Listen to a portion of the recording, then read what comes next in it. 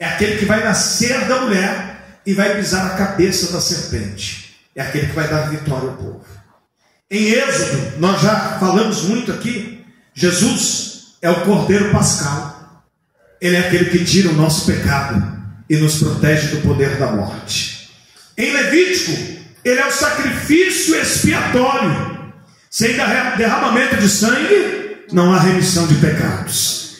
Em Números, Jesus é a rocha ferida.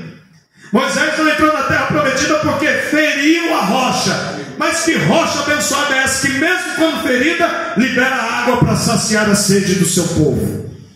Em Deuteronômio, Jesus é o grande profeta de Deus. Antes da gente decidir o que fazer com Jesus, precisamos saber quem Jesus é. Em Josué, ele é o príncipe do exército do Senhor. Ele é aquele que vai à frente, ele não é só um general, ele é o príncipe. Em Juízes, ele é aquele que nos liberta. Quando nós vamos olhar já para Ruth, ele é o nosso parente. Quando olhamos para o livro de 1 Samuel, Jesus é a nossa vitória. Quando olhamos para 2 Samuel, Jesus é o filho de Davi, é aquele que vai herdar e herdou o trono. Quando olhamos para o primeiro livro dos reis, Jesus é aquele que doa a sabedoria, ele nos dá a sabedoria que nós precisamos. Quando olhamos para o segundo livro dos reis, ele é o rei dos reis, ele é rei por excelência. Quando nós olhamos para o livro de 1 Crônicas, ele é o rei estabelecido por Deus aqui nessa terra, é ele quem comanda. Quando olhamos em 2 Reis, ele é aquele que faz aliança entre a terra e os céus, entre os céus e a terra, ele é o Deus de aliança. Quando eu olho para Esdras, Jesus é o nosso auxílio, ele é o Senhor dos céus e é Senhor também da terra. Ele governa lá em cima, mas governa aqui embaixo também. Em Neemias, ele é quem nos ajuda, ele é o nosso ajudador. Em Esther, Jesus é o nosso Mardoqueu, ele é sofredor. Lá em Salmos, aliás, antes de Salmos, em Jó, ele é o nosso Redentor vivo. É por isso que ele vai dizer: eu sei que o meu Redentor vive e que por fim ele se levantará. No livro de Salmos, ele é o guarda de Israel, ele é o guarda da nossa vida, ele nos protege. O que fazer de Jesus chamado Cristo? Quem é ele? Bem, no livro de Provérbios, ele é a sabedoria de Deus. Já no livro de Eclesiastes, ele é o alvo verdadeiro. É só ele que eu devo olhar, é só ele que eu devo buscar. No livro de Cantares, ele é o amado. É o amado da minha alma e da tua alma. Ele é digno do nosso amor. No livro de Isaías, ele é o profeta que sofre, ele é o cordeiro. Também no livro de Jeremias, ele é a nossa justiça, ele faz justiça. Às vezes nós não temos força para nos defender, mas ele nos defende e faz justiça. Em Lamentações, ele é o homem de Deus. No livro de Ezequiel, ele é o pregador mal recebido. Já partindo para os profetas, ainda no profeta maior Daniel, ele é o rei eterno, ele reina de eternidade a eternidade. Nos profetas menores, em Oséias, ele é aquele que cuida, sara, liga as nossas feridas. Jesus o Cristo é aquele que liga a tua ferida. Quando ninguém liga para você, quando ninguém te dá bola, ele é aquele que vai cuidar das tuas feridas. Bem, no livro de Joel, ele é aquele que habita em Sião. O que é Sião? É uma região montanhosa. Ele é aquele que habita nas alturas. E quem está lá em cima tem uma visão panorâmica e perfeita. No livro de Amós, ele é o teu Deus, ó Israel. Quando eu vou para o livro de Obadias, ele é o Senhor do seu reino. Quando eu vou para o livro de Jonas, ele é o profeta que ressuscita. Quando eu vou em Miqueias, ele é aquele que nasceu em Belém. Em Naum, é aquele que leva as boas novas. E em Abacuque, é o Senhor que habita no seu santo templo. O que fazer de Jesus chamado Cristo? Continuamos. Em Sofonias, ele é o Senhor que está no meio da sua igreja. Em Ageu, ele é aquele que é desejado por todas as nações. Todos o desejam. Em Zacarias, ele é o preço do cordeiro. Já em Malaquias, ele é o sol da justiça. Ele vai nascer. Dizem por aí, a justiça de Deus tarda, mas não é verdade. A justiça de Deus não tarda, ela chega na hora certa. O sol tem o seu momento certo. Tem que passar a noite para o sol aparecer. Ele é o sol da justiça. Em Mateus, ele é o nosso rei, o Messias. Em Marcos, ele é o servo de Deus. Em Lucas, Jesus é o filho do homem. Em João, ele é o filho de Deus perfeito. Quando nós vamos ver em Atos, ele é aquele que nos dá o seu Espírito Santo. Viu? Você já pensou no mundo sem o Espírito Santo? Você já parou para pensar? Só estou abrindo um parênteses aqui. Jesus vai voltar e buscar a sua igreja. O pouquinho de misericórdia e de graça que nós vemos sendo manifestado em nosso meio nada mais é do que o Espírito Santo ganhando uma batalha contra o homem natural. Por isso que Paulo fala que o Espírito milita contra a carne e a carne contra o Espírito. Enquanto o Espírito de Deus estiver aqui agindo e ainda houver alguns homens dando espaço para que ele possa reinar, nós ainda veremos um pouquinho de misericórdia. Mas quando Jesus voltar e tirar a sua igreja daqui, aí nós não vamos ver isso. Eu não vou ver isso, eu não estarei mais aqui. Em Romanos, Jesus é aquele que nos torna justos aos olhos da lei. Ou seja, eu tenho pecado, mas ele me ama tanto que quando eu aceito a ele, ele me justifica. E quando Deus olha para mim, não vê pecado. Quando o diabo tenta me acusar, não pode, porque o meu pecado foi apagado pelo sangue do Cordeiro de Deus, que tira o pecado do mundo. Em 1 Coríntios, ele é a primícia daqueles que dormem. Ou seja, ele é o primeiro que morreu e ressuscitou. Quando eu olho para 2 Coríntios, ele é a graça de Deus. Ele disse a Paulo: a minha graça te basta, te basta. Mas eu estou sofrendo. A minha graça te basta. Mas eu não estou suportando, você suporta, porque a minha graça te sustenta. Em Gálatas, ele é o verdadeiro evangelho. Em Efésios, ele é toda a armadura de Deus que você precisa. Você não vai perder a batalha, porque Jesus é a armadura de Deus. Em Filipenses, ele é aquele que supre todas as tuas necessidades. Você tem alguma necessidade, ele vai suprir. Ele é aquele que supre as tuas necessidades.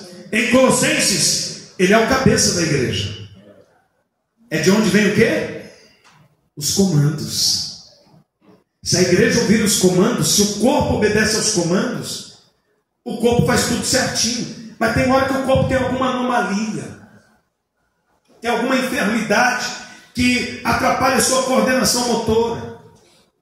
A cabeça, você já ouviu algo nesse sentido? A cabeça pensa, mas o corpo já não obedece. Quando a igreja obedece, o cabeça dá tudo certo. Em primeira carta aos Tessalonicenses, ele é o vingador de todas as coisas. Em segunda carta aos Tessalonicenses, Jesus é o nosso fiel protetor. Aí eu te pergunto, nós estamos no 53º livro. O que fazer com Jesus chamado Cristo? O que nós vamos fazer com ele? Em 1 de Timóteo, ele é o único mediador entre Deus e os homens. Sabe o que Pedro vai dizer em Atos 4,12? Que debaixo do céu não existe nenhum outro nome pelo qual importa que sejamos salvos. Ele é o único intermediador. Bem, em segunda carta a Timóteo, ele é o Senhor e justo juiz. Em Tito, ele é a graça salvadora de todos os homens. Em Filemon, ele é o Senhor que intercede por nós. Tem hora que a gente não consegue orar, não é verdade? Não tem hora que falta palavras, não tem hora que falta força e coragem, mas ele continua intercedendo por cada um de nós. Em Hebreus, ele é o autor e é o consumador da fé. Quando nós vamos para Tiago, ele é o dom perfeito vindo de Deus. Em 1 de Pedro, ele é a pedra angular, a pedra principal. Eu posso construir a minha vida sobre ele, que eu sei que ela não vai sacudir como sacudiu Taiwan, ela não vai sacudir como sacudiu New York, porque ele é a pedra de esquina que os construtores rejeitaram, mas se tornou a pedra principal da igreja do Senhor. Em 2 de Pedro, ele é o Senhor e é Salvador que nos concede a entrada no seu reino. Em 1 de João, ele é aquele que se manifestou para desfazer as obras do diabo. No nome dele está o poder para desfazer todas as obras de Satanás. A Bíblia diz que para isso se manifestou o Filho de Deus, para desfazer as obras do diabo. O reino espiritual é uma realidade, ele existe. Existe o mal, mas existe o nome poderoso do Senhor Jesus. Em 2 de João, ele é a fonte verdadeira de doutrina. Os ensinos dele são verdadeiros. Em 3 João, ele é o nome que garante a vitória. Em Judas, é o único soberano e Senhor. E em Apocalipse, ele é Rei dos Reis e Senhor dos Senhores. Agora veja que Pilatos, ele era um homem estudioso, era um homem conhecedor. Ele conhecia acerca da história romana, mas ele conhecia também acerca da história dos judeus. Ele sabia que eles estavam aguardando o Messias, e mediante somente aquilo que vimos no Antigo Testamento, já havia grande sinalização de que Jesus tinha tudo para ser o grande Messias. Mas eles não conseguiram entender, não conseguiram identificar, nem os judeus e nem Pilatos. E a pergunta continuou: o que fazer dele? Agora eu te pergunto, com todo esse conhecimento de quem ele é, ainda que tenha sido de forma rápida, não dá tempo da gente ficar olhando minuciosamente. Eu te faço uma pergunta: o que você vai fazer com Jesus esta noite? Porque informação você tem, mas existem outras situações que vão gerar influência sobre a sua decisão. E eu vou te falar, o fraco Pilatos não podia responder por si. Ele não pode. Apesar da sua convicção e também da advertência divina através de sua esposa, o caráter dele era frágil. Ele não teve coragem. Ele não honrou as calças que vestia para dizer assim: ele é inocente, eu assumo a responsabilidade sobre essa causa. Eu sou o governador. Se não me engano, ele mesmo tinha dito a Jesus: viu, você não sabe que eu tenho autoridade para te prender, para te soltar? Daí Jesus, em uma das suas poucas respostas no outro evangelho, disse para ele assim: nenhuma autoridade tu terias sobre mim se do alto não te fosse concedida. Toda autoridade, todo poder de decisão vem de Deus. Deus te deu coragem, Deus te deu autoridade, Deus te deu direito de escolha. Agora, fazer uso dessa coragem, dessa autoridade, desse direito de escolha, cabe a cada um de vocês. A pergunta continua sendo feita: o que faremos de Jesus chamado Cristo? Pilatos tinha um caráter frágil, por que não dizer um mau caráter?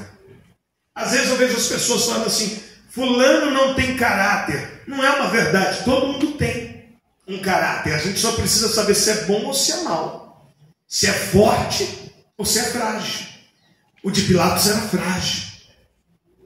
ele não teve coragem, ele não identificou quem era Jesus.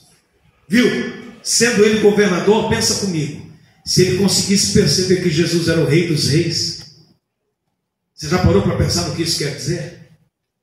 Parou não? Acho que Neemias lança luz sobre o que eu estou tentando comunicar a você aqui esta noite. Vocês já leram a história de Neemias? Já ouviram falar? Neemias era um copeiro do rei. Ouviu falar que Jerusalém estava desprezada.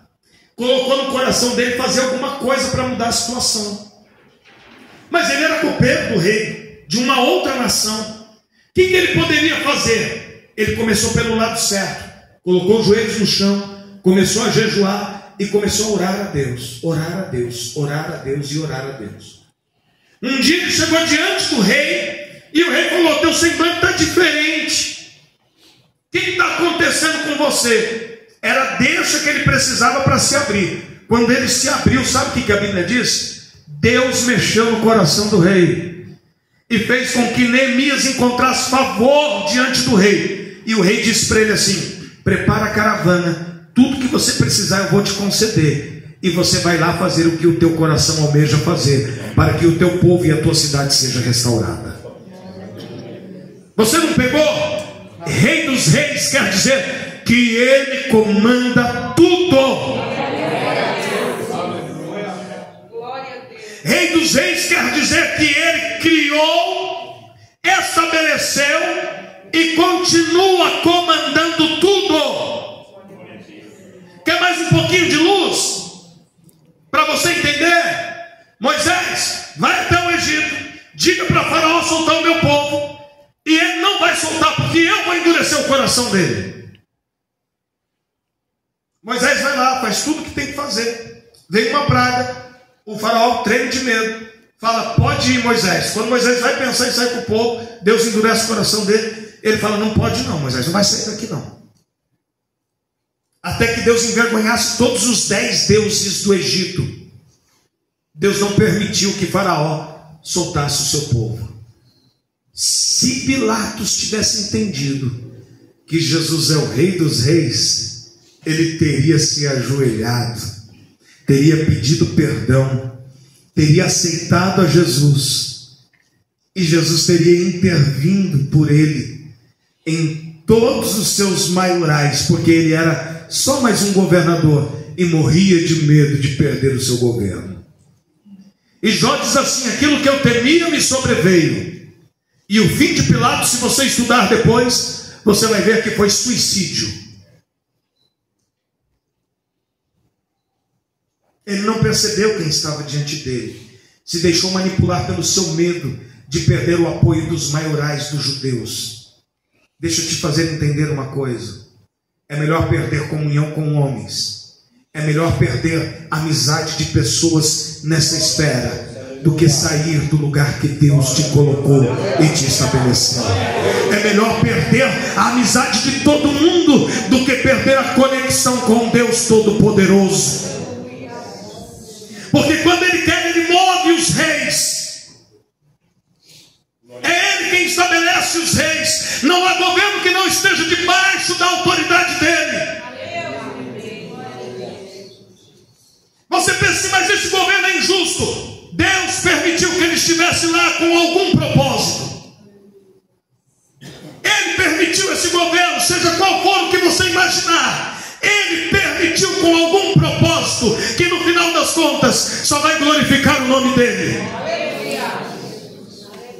Mas eu não consigo entender. Deus não se entende, se crê. O negócio que Deus não é entender Deus, é crer que Ele está no controle. Mas Pilatos não tinha essa fé. O povo comum também não pode responder por si, vendo todos os milagres e sinais de que Ele é o Cristo. Eram na verdade massa de manobra, e os religiosos, políticos da época, lhes fizeram a cabeça. Eles não tiveram a capacidade de julgar por si mesmos. E todo evangelho que tenta mexer com a tua emoção, todo evangelho que tenta fazer de você massa de manobra, não provém de Deus. A Bíblia nos ensina que acreditar em Deus não nos tira a capacidade de pensar logicamente. Eu creio em Deus, mas eu não sou massa de manobra de ninguém, porque eu consigo enxergar o que está acontecendo ao meu redor. E Deus me deu entendimento para que eu tome as minhas próprias decisões. Ah, mas está todo mundo se jogando no rio. Está se jogando por quê? Me faz entender, para ver se me convence que eu devo me jogar também. Porque se não me convencer, eu vou tomar decisões baseadas na inteligência que Deus me deu. Mas aquele povo, infelizmente, como massa de manobra, foi manipulada pelos políticos religiosos da época. Terceiro, os religiosos só tinham uma resposta a dar, e era matar a Jesus. Por quê? Porque ele era maior do que eles, mais poderoso do que eles. Ele era íntegro e eles não eram. Ele tinha um caráter ilibado e eles não tinham. Ele falava verdades, inclusive aquelas que condenavam as suas práticas repugnantes, e eles não toleravam alguém falar a verdade para eles, porque eles pensavam que era um verdadeiro Deus. Então eles só poderiam dizer o quê? Precisamos matá-lo. Ele se conectava com as multidões, coisa que eles não faziam. Então a resposta dos religiosos também não era boa. A pergunta que eu faço é: você que hoje me ouve, o que você tem feito com Cristo? Com as revelações que Ele tem te dado, com as palavras que Ele tem dirigido a você, com as orientações que Ele tem te dado. Ele é Senhor da tua vida ou você é o Senhor da tua vida?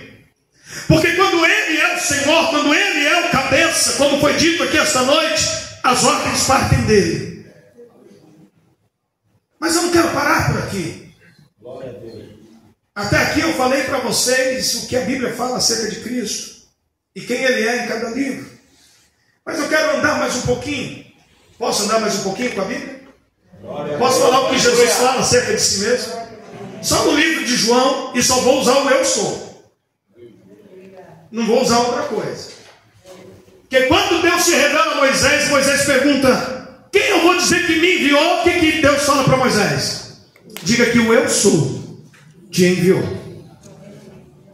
Então eu só quero falar sobre os 7 eu sou de Jesus no Evangelho de João, e que vão nos mostrar um caminho que devemos fazer com esse Jesus chamado Cristo. O primeiro eu sou está em João 6,35, onde ele diz assim: eu sou o pão da vida.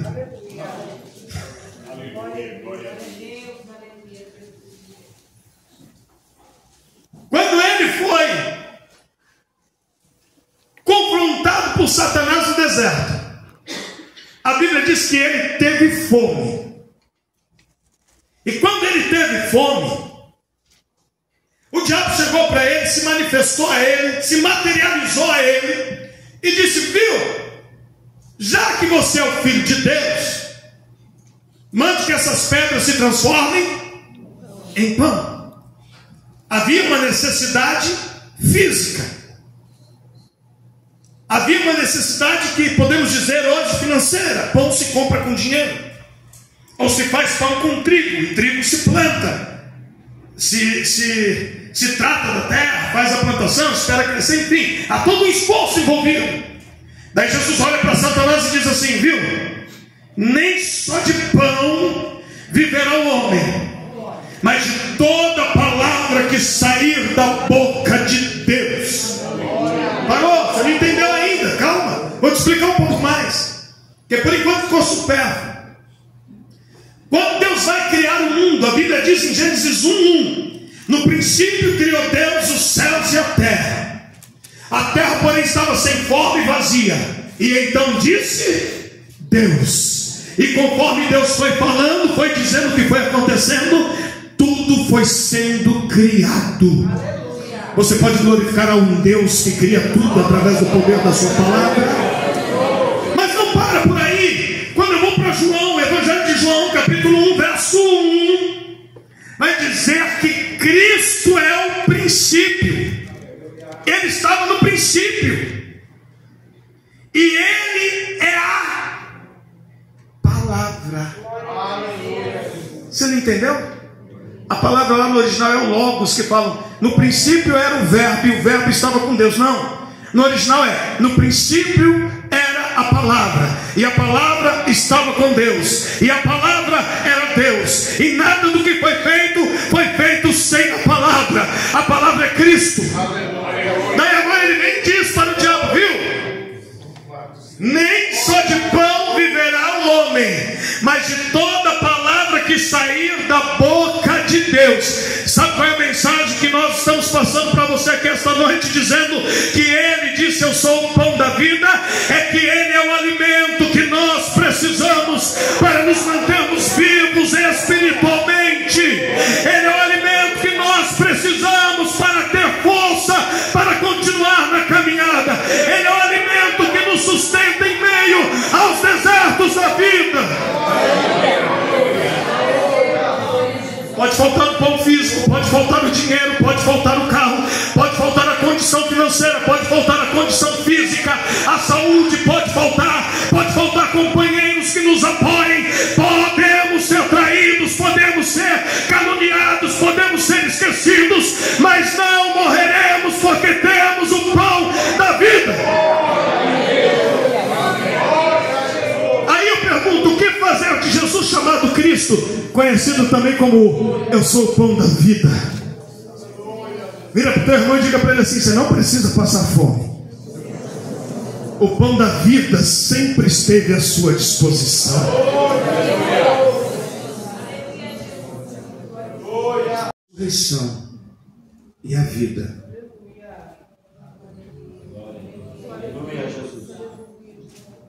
E alguém ainda que esteja morto viverá.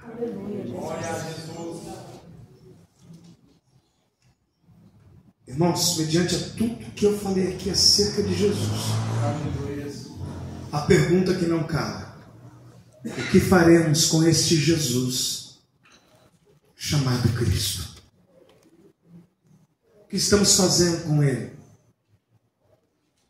Ele nos escolheu. A Bíblia diz que nós éramos uma substância sem forma e vazia no ventre da nossa mãe, e Ele já nos conhecia. Sabe por que você está aqui hoje? Tem um chamado de Deus sobre a tua vida. Ele te amou profundamente quando você nem sabia que existia. Olha tudo que Ele é e tudo que Ele faz e tem feito por nós. A pergunta que não se cala é: o que estamos fazendo com este Jesus chamado Cristo? Porque cada vez que eu viro as costas para o chamado, cada vez que eu viro as costas para a vocação, cada vez que eu tapo os meus ouvidos para não ouvir o que Ele tem a me dizer, e abro brecha para que o meu coração domine sobre a minha vida, eu estou fazendo como Pilatos, eu estou lavando as minhas mãos e prevaricando. Pastor, o que é prevaricar? É não assumir a responsabilidade que Ele te deu. Ontem eu estava em São Paulo, no centro de São Paulo. Estava conversando com alguns libaneses. E deu o horário deles. Eu estava no balcão dele. Ele parou tudo que estava fazendo, jogou o tapetinho dele. Ele está a 18 horas de viagem da cidade dele. E ele começou a balbuciar algumas palavras ali na sua língua. E ele ajoelhava, colocava o seu rosto no chão, as suas mãos adiante. Levantava, balbuciava mais uma oração deles. E dobrava os seus joelhos e adorava. Havia muitas pessoas naquele lugar onde eu estava, mas ele não abriu mão da identidade dele. Ele não abriu mão de adorar o Deus dele. Muitos de nós estamos crucificando a Cristo novamente. Pilatos lavou as suas mãos. O apóstolo Paulo diz assim: porque está escrito, por mim mesmo jurei, diz o Senhor, diante de mim todo joelho se dobrará e toda língua confessará que sou Deus. Romanos 14, 11. Talvez você não tenha prestado atenção. Ou talvez você já esteja cansado de me ouvir aqui esta noite. Mas o que eu estou querendo dizer para você é o seguinte: se você crê, ou se você não crê, se você aceita, ou se você não aceita Jesus, está escrito, e o que está escrito vai se cumprir. Por mim mesmo jurei, diz o Senhor, diante de mim, o Senhor está dizendo, todo joelho se dobrará, e toda língua vai ter que confessar que Ele é o Senhor. Lembra do Pilatos que lavou as mãos, Severino? E que disse, eu não tenho nada a ver com isso. Naquele dia ele vai estar lá, e os joelhinhos dele vai ter que se dobrar. Aleluia. E a boca dele vai ter que dizer, eu não sabia, eu não identifiquei, eu não reconheci. Ele vai dar muitas desculpas, mas que o joelho vai se dobrar e a boca vai falar, vai, tu és Senhor. O apóstolo Paulo continua dizendo, pois todos nós, Dedê, você coloca para mim no telão? 2 de Coríntios capítulo 5, verso 10. Vamos ler o 10 e o 11. 2 de Coríntios 10 e 11. 5, 10 e 11. Eu quero ler junto com vocês, para você entender o que eu estou fazendo com esse Jesus chamado Cristo. Porque olha aí ó, o que vai acontecer. Vamos ler no 3? 1, 2, 3. Pois todos nós devemos comparecer diante do tribunal de Cristo, para que cada um receba de acordo com as obras praticadas por ele no corpo, quer boas, quer más. Uma vez que conhecemos o temor ao Senhor, procuramos persuadir os homens. O que somos está manifesto diante de Deus, e espero que seja manifesto também diante da consciência de vocês. Alguém diz assim, não pode pregar o evangelho, não pode evangelizar, não pode, pode, deve. Olha o que Paulo está dizendo, uma vez que conhecemos o temor ao Senhor, procuramos persuadir todos os homens. Por que nós procuramos persuadir os homens? Por causa daquilo que está no verso 10. Retorna para mim, dá uma olhada lá. Pois todos nós, todos, ninguém vai ficar sem comparecer. E ninguém vai poder dizer, não, eu não quero ir. Ele é Senhor, Rei dos Reis, Criador do céu e da terra. Você fala, não vou. Quando você vê, eu não vou, vai. Quando você, não vou, já está lá de joelho. Tu és Senhor, tu és Senhor, tu és Senhor. Pois todos devemos comparecer diante do tribunal de Cristo, para que cada um receba de acordo com as obras praticadas por meio do quê? Por meio do quê? Não ouvi. As obras que eu pratico por meio desse corpo, eu vou ter que prestar contas a Deus. Vocês estão entendendo? Pastor, mas ninguém fala mais isso. Olha, se não falam por aí, isso aí, com todo respeito, não é problema meu. Mas a Bíblia está dizendo que tudo que eu fizer por meio deste corpo, eu vou prestar contas diante de Deus. Todos devemos comparecer diante do tribunal. O que acontece no tribunal? O que acontece no tribunal? Julgamento. Vamos passar por um julgamento. Vira para o teu irmão e diga para ele assim, não se engane com essas falsas religiões por aí não. Esses pregadores meia boca que tem por aí, que só quer movimento. Você vai comparecer e eu também. Então veja que todo joelho vai se dobrar, mas também nós vamos ter que comparecer diante do tribunal. Passo a encerrar, te dando conselhos, não meus, bíblicos. Dizem que conselho, se fosse bom, não se dava, vendia. Não é isso? Mas eu não vou te vender, vou te dar conselhos de Deus para a tua vida. Primeiro, está em João 1,12. Contudo, aos que o receberam, aos que creram em seu nome, deu-lhes o direito de se tornarem filhos de Deus.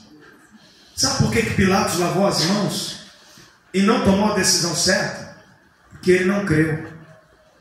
A Bíblia diz que se você crer e for batizado, será salvo. Mas se não crer, já está condenado. conselho bíblico da parte de Deus, creia que Jesus Cristo é o Senhor. Aleluia. Lide com Ele como seu Senhor. Sirva a Ele como seu Senhor. Agora, quando Ele é o Senhor que comanda, nunca o serve. Segundo, quem me serve precisa seguir-me.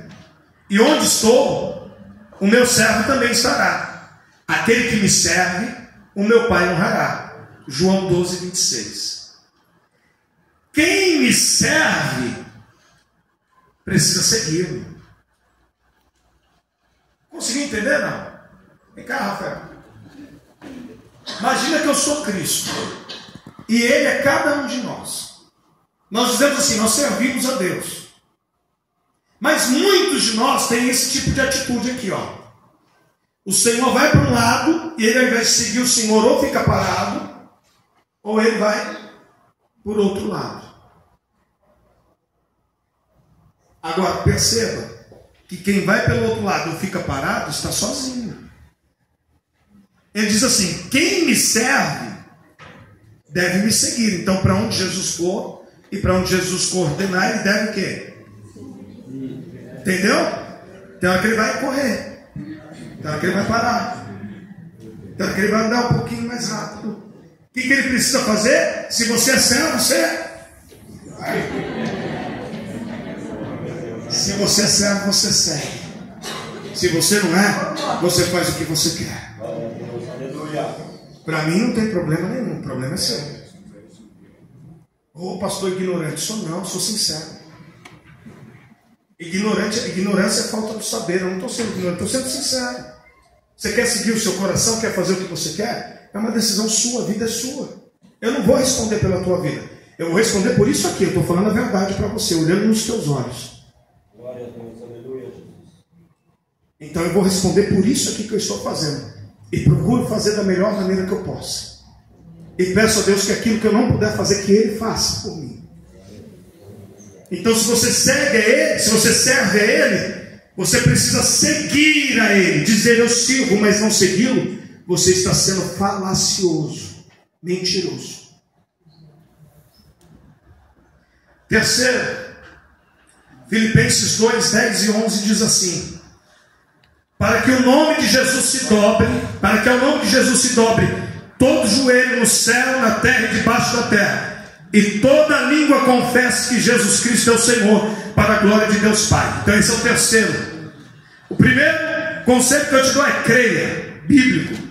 O segundo, sirva-o e siga-o. Que aquilo que você fala seja condizente, casadinho com aquilo que você faz. Porque tem muita gente que é só papo. Terceiro conselho, confesse Jesus Cristo como Senhor da tua vida. A Bíblia diz em Romanos 10 que com o coração se crê para a justiça, mas com a boca se confessa para a salvação. Confesse-o.